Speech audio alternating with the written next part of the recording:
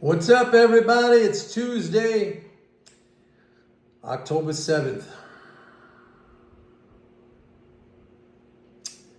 I'm not going to get into that. Anyway, so market was down today. Markets were down today. Yesterday we had a net drain of, I think it was like 23 billion, something like that. Still looking at the numbers. Yesterday's leading flow was like 10.8 billion. That struck me as a little low. I mean, we get those days occasionally during the month. I went back and I looked at October, the fourth business day of October in 2024, and it was 9.9 billion. So it looks pretty much normal. We got a tax drain coming up next week on October 15th. We're still up. If I look at year over year, leading flows, we're still up by about 8 billion something over last year. September, when I looked at this past September, the fourth business day, just to make a comparison, the leading flow was like 10, no, it was like 15, I think it was 15.8 billion. But, you know, September, October, they could vary a little bit. It's the end of the month total that really counts. And we're still running like around a 660 billion trend for the monthly flow. So, again, I don't see anything from the shutdown yet.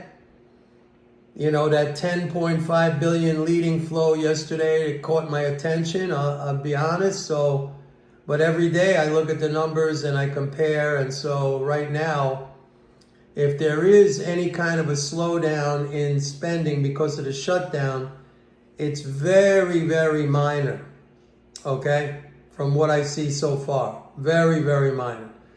So I'm going to chalk up today's market sell-off to the drain that happened yesterday. You know, we're coming into another tax drain next week, as I just mentioned. So, you know, we could bounce around in here. We could even have a little bit more downside. But I don't see anything in the bigger picture that would indicate we're really the economy is really taking a hit right now from a contraction in the flows because of the shutdown. I just don't see it. So I'm staying on the bullish side, and if anything, these pullbacks, they're just gonna keep bearish sentiment elevated. Like I was telling you guys, like bearish sentiment in the AAII survey, the weekly survey, that's still like 20% above the historical average. Like I wouldn't even begin to get bearish or negative on the market until I saw that survey, the bearish sentiment in that survey at least dropped below the historical average. And when I look at the 10-day average of the put-call ratio and the 20-day average of the put-call ratio, they're all like in the 80, like 0.8 in the mid-80s. That's not extreme. I mean, it leans a little bit to the bullish side, but that's not extreme at all. It's not like it's 0.65 or something like that. So, I mean, I think you got to stay bullish. So, yeah, I want to talk about this because yesterday, man, like clockwork, I did my video about inflation again. It was 2 days in a row. And all I want to do, there's two things. Yesterday, my intent yesterday was to again explain what is inflation and put it in the correct terms. I mean, we can't talk about it in nominal terms. It's like, it doesn't make any sense. It's like I said, that movie theater tickets are up, what was it, like 10,000%? People still going to the movies. New cars are up 1,200% since 1971 when Nixon took us off the gold standard. People still driving new cars. And then I said, look, it's about you, man. I keep saying this, like, to try to educate yourself, try to pick yourself up to another level, try to be more informed, try to get a hold of your emotions, try not to just spew out or operate as an individual on talking points that are wrong. And sure enough, a guy puts up a comment that says, hey, it's all because of you baby boomers are and I'm one of them, you baby boomers are the worst generation in the history of the United States. And it's because of you, he said, that none of us, I don't know, I guess he's one of the Generation X or Z, I don't even know anymore. We can't buy houses because of you. So this is exactly, he just put out an example which I would not be able to even, elucidate or communicate it in such a proper way to placing blame, not taking any responsibility for your own situation. First of all, as a baby boomer, and I started out on Wall Street, it was like 1979 or something like that. We didn't have these the bull markets that you saw in the last 25 years, the proliferation of financial instruments that you could take advantage of, no commissions on stock trades, all these kind of things. Like these younger generations, they had things that we never had. The internet connectivity, where you got all this information at your fingertips. We used to have to go open an account at a broker, fill out a bunch. And then putting in orders, and then you get charged commissions, in some cases hefty commission. So, this is classic, man. Scapegoating. It's because of the you damn baby boomers. You wrecked everything for everybody. This is so childish. This is what I talk about all the time. I got kids. I don't instill this mentality, this victim, this loser, this blame something mentality on my kids. All my kids are strong. They're responsible. They're not running around complaining and pointing blame at people because they're not losers. And that, I don't mean that in a monetary sense. I just mean from a character perspective. How much of a crybaby are you going to be? It's all your fault, you baby boomers. I can't buy a house, or we can't buy a house. Jesus. In the last 25 years, if you, even on a meager salary, I would say that you would have easily put together the money for a very nice amount of money for a down payment on a house.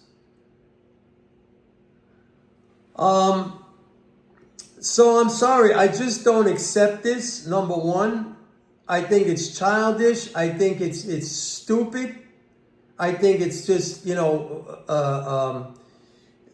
it screams of ignorance and weakness that somebody would say something like this. It screams of irresponsibility for your own situation. Once you start putting blame like that and not accepting responsibility for your own situation, you have lost the argument. Like I said yesterday, man, life is hard for everybody. Everybody. We got to wake up. We got to pay our bills. We got to go to work. We got to take care of our families, whatever it is, take care of ourselves. Build some freaking resilience. Build some freaking self-responsibility. What is this blaming some generation because you can't? That is the stupidest thing and the most ignorant and the most childish thing I ever heard in my life. And it never fails. as much as I try to educate, not just about economics and MMT, but also, look, I'm 68. I've been through life, okay? I'm a guy, you can learn stuff from me. I made lots and lots of mistakes. I was up, I was down, I was up, I was down. I mean, like a roller coaster. You know, with age comes a little bit of wisdom out of experience. But what does he do instead? It's all your fault that I can't buy a house. I mean, think about that. That is so retarded that you don't know, like, what a fool you are making of yourself. You come on here. That's the other thing that really ticks me off, is this negativity and this cynicism constantly. Now, not all of you, I have to say that actually I'm impressed, because now, what a contrast looking back at my old videos from years ago when everything was negative and, you know, they were bashing me like crazy. And I think a lot of you people, you've taken to heart, you know, the MMT stuff, you've learned, you've elevated your game, all that stuff. See a lot of positive and good stuff. Not that it's even about me, about your own personal situations. You tell me about it, positive stuff. I love that. I love to hear that stuff. But it never fails that no matter what I say, there's going to be people who are so deep in negativity and cynicism that you literally, sometimes I think you could hand them, I don't know, the keys to a gigantic vault full of money, or a magic crystal ball that tells them exactly what they need to do to be happy and successful in life. And you know what they'll do? They'll pick it up and they'll throw it away. They'll say, oh, that's a piece of garbage. Oh, there's something wrong with that. I mean, and again, I was of that mentality years ago. I was just like that. Very negative. Everything negative. Always seeing the negative side of something. Cynical. Like, oh, there must be some dark ulterior motive behind whatever it is. Okay? That's not good. It's not good to be like that. You poison yourself, man. You poison yourself. You poison the people around you. Nobody wants to be around people like that. People like that drag you down. They're downers, man. You want people to lift you up. When I talk about inflation, and when I try to say, you know, when I give analogies or try to explain it in the way that it actually is, that's not to make you feel bad. If you feel bad, that's you're interpreting it that way because, you know, that's the way you view things. That everything is negative or an attack on you.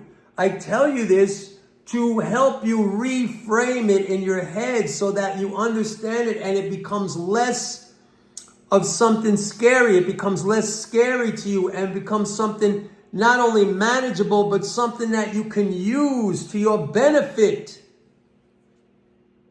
That's why I say that. I always talk about reframing arguments, or reframing a situation you're in, or reframing some event or something that happened to you, whether it's in the markets or not. You got a choice the way you view it. You can view it as, oh, okay, it wasn't pleasant, but this is an opportunity, and I have the tools, I have the knowledge to take advantage of this, and I could help myself. Or, this is terrible, this is horrible, oh, poor me, it's never going to change. The baby boomers, it's all their fault, or I don't know, it's the Fed's fault, or it's the government's fault, or it's Trump's fault, or it's Biden's fault. You know what I'm saying? It's not just about economics, what I'm trying to do here. I'm trying to build like a little society where we are all like-minded thinkers and like-minded in our behaviors. Positive, good character, strong, resilient. Pick ourselves up, keep going, move forward. Trying to build a community here of really strong, impressive people. I don't want negativity. I don't want cynicism. If that's your thing, you should go somewhere else. I think I'm succeeding in building that community because I see a lot of the comments. But then every once in a while, and pretty much on every video, it'll, somebody will trickle in. And it's, but I mean, what can I tell you? What can I say? There's always going to be people like that. There's always going to be people like that. And so, yeah. Anyway, that's the story for today, folks. And so, yeah. So, thank you for watching. Please like and subscribe. And don't forget to go to my website, pitbulleconomics.com, and sign up for a 30-day free trial to MMT Trader. See you tomorrow. Bye.